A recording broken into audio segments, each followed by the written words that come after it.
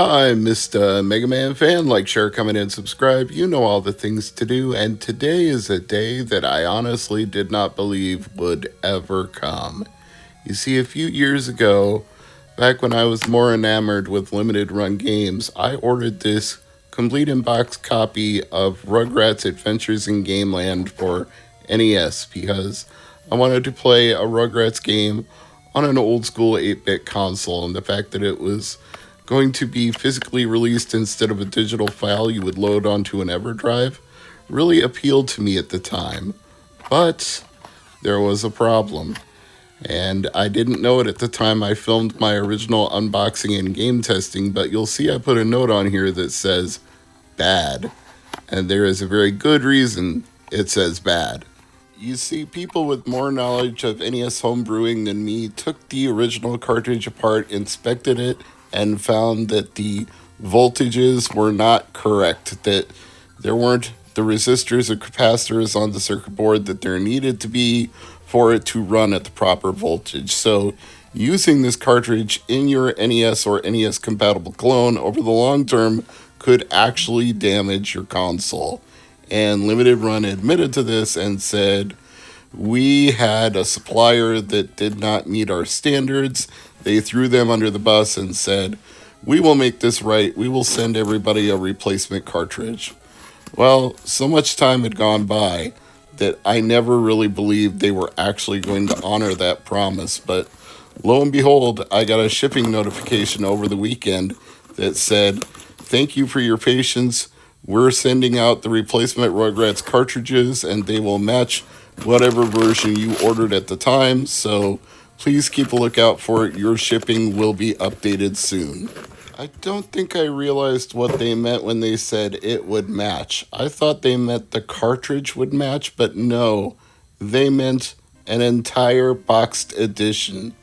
And the way you can tell the difference is the version number. This updated version says 2.0.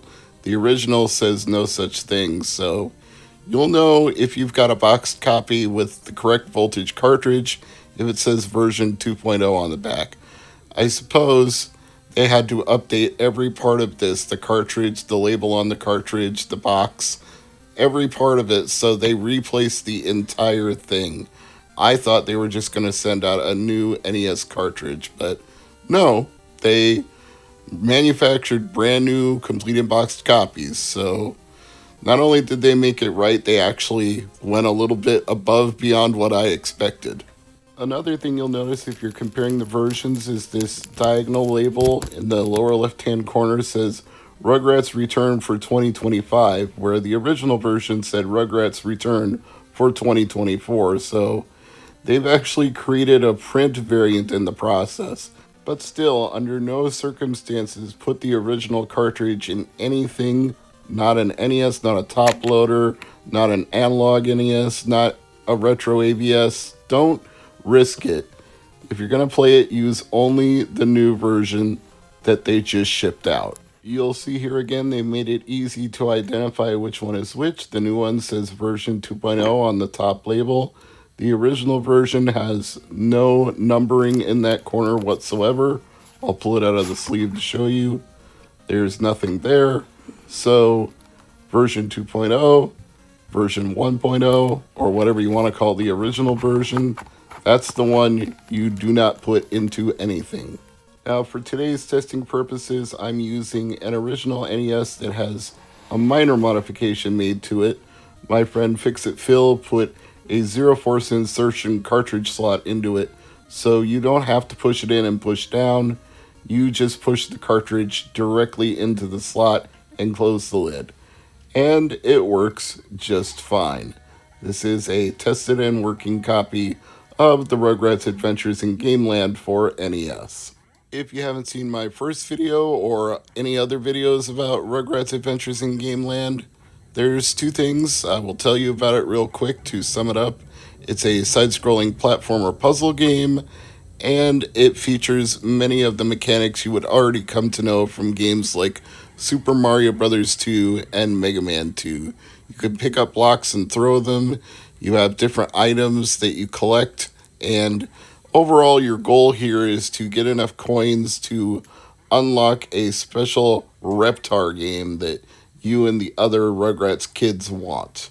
You'll see here that it's hidden away inside a TV in the main home that you visit, the home hub world, and you feed the coins into this slot, and when you've got enough coins, the door to Reptar will unlock. So it's a little bit of a collectathon, but it's mostly puzzle platforming with enemies to defeat and areas to traverse by figuring out the correct path.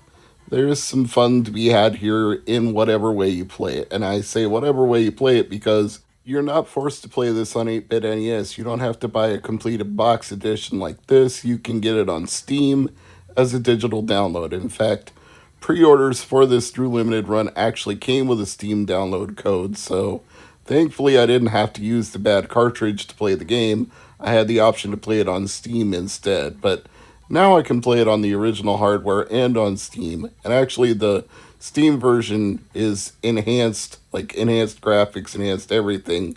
But this is the era authentic game, if you will. So this is what a Rugrats game would have been like if it came out on the NES back in the day. Now, I gave this a pretty good burn-in from playing most of the first level to the point where I feel satisfied that it's working correctly, but I did not disassemble the cartridge because, honestly, I wouldn't know what I was looking for even if I did, so I'll leave it to somebody else out there in the hobby homebrew scene to tell me if this cartridge fixed all of the problems with the first cartridge, but I would honestly wonder why they would go to the trouble of making a version 2.0 and putting it in a box and sending it to people if they didn't fix all of those issues, because that can't be an inexpensive proposition. You know, there's a lot of us who've had a lot of bones to pick with LRG over the years for some of the things they've done, but let's just give them this small bit of credit that they actually deserve. They did do what they said they were going to do. It took them a while, and that's probably because they made a completely new, completely reassembled box and everything. So that might have delayed getting out replacements a little bit, but they did honor their promise to replace the cartridge. So if you have other issues with them for other things that they've done, those are completely valid and should still be addressed. But they did address this one, so that's worth whatever it's worth in 2026. I'm happy I have a working cartridge. I'm happy I can share this update with all of you. And that's really it for this update. I'm Mr. MegaManFan, and I'll close with a little more footage of the game, and then I'll see you again in a future video. But bye for now.